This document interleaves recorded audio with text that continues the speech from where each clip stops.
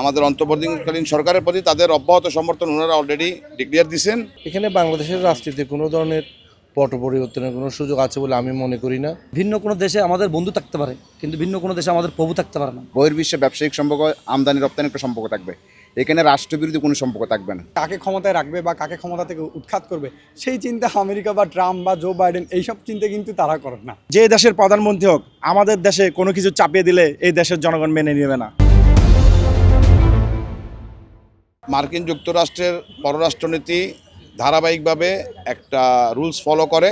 Joe Biden যে অবস্থা থেকে আমেরিকান পররাষ্ট্রনীতিকে ছেড়ে গেছেন, ডোনাল্ড ট্রাম্প আসার পরেও গতকালই ওদের স্টেট ডিপার্টমেন্ট বাংলাদেশকে, অন্তর্বর্তীকালীন সরকারকে তাদের সমর্থন অব্যাহতভাবে জানায়, অলরেডি ডিক্লেয়ার দিছে যে বাংলাদেশ সরকারকে তারা অব্যাহতভাবে সমর্থন জানাই যাবে। এবং আমরা অতীতে দেখছি যে আমেরিকান পররাষ্ট্রনীতি একটা সিস্টেমে চলে, এক প্রেসিডেন্ট চলে যাওয়ার পরে আরেক প্রেসিডেন্ট আসাতে যে পররাষ্ট্রনীতি খুব একটা চেঞ্জ হয় তা না। আর আমাদের অন্তর্বর্তীকালীন সরকারের প্রতি তাদের অব্যাহত সমর্থন ওনারা অলরেডি ডিক্লেয়ার দিয়েছেন।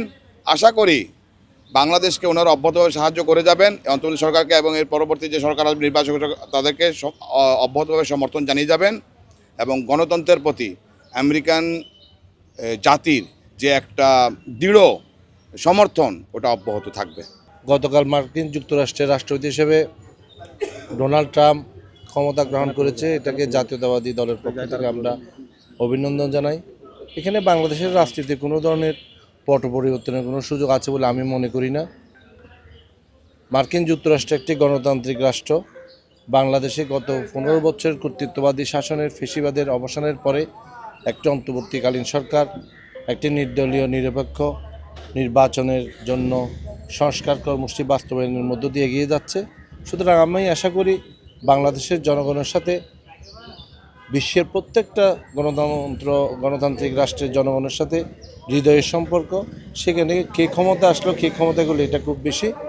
বাংলাদেশ একটি গণতান্ত্রিক দেশ। বহির্বিশ্বের অন্যান্য রাষ্ট্রে যদি ক্ষমতায় আসে, এতে বাংলাদেশের কিছু যায় আসে না। বাংলাদেশের মানুষ বাংলাদেশের জনগণের ক্ষমতাতে বিশ্বাস করা। আর আমরা বাংলাদেশ জাতীয়তাবাদী দলের আদর্শে যারা বিশ্বাস করি, তারা ভিন্ন কোনো দেশে আমাদের বন্ধু থাকতে পারে, কিন্তু ভিন্ন কোনো দেশে আমাদের প্রভু থাকতে পারে না। আমরা ট্রাম্প বিশ্বাসীও না, কিংবা অন্য কোনো দেশ প্রধানের বিশ্বাসী না। আমরা আমাদের দেশের জনগণকে নিয়ে দীর্ঘ 17 বছর আন্দোলন করে নিজ দেশের স্বৈরাচার থেকে দেশকে মুক্ত করেছি। ইনশাল্লাহ বাইরের যে কোনো অপশক্তি আমরা মোকাবেলা করে দেশে পূর্ণ গণতন্ত্র এবং জনগণের ভোটের অধিকার প্রতিষ্ঠা করবে ইনশাল্লাহ। ট্রাম্পের বিষয়টি হচ্ছে উনি একটা আমেরিকার রাষ্ট্রের প্রধান, বা উনি রাষ্ট্রীয় ক্ষমতা, উনি শপথ করছে।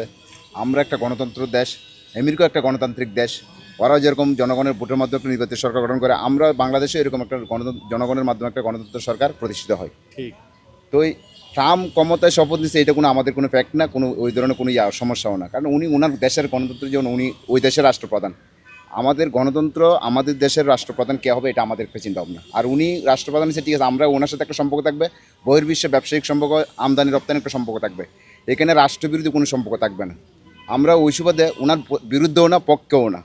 আমরা আমাদের জনগণের পক্ষে থাকতে হবে। আমাদের জনগণ কী চাচ্ছে, আমাদের জনগণ কাকে চাচ্ছে, আমাদের জনগণ কার প্রতিনিধি হচ্ছে, ওইটা আমাদের দেখার বিষয়। ট্রাম্পের যে উনি গতকালকে শপথ গ্রহণ করছে, এবং ওনারা আমেরিকায় ক্ষমতা কে আসতেছে বা কে যাচ্ছে সেটা নিয়ে আসলে বাংলাদেশের রাজনীতিতে আশা করি কোনো ধরনের পরিবর্তন হবে না।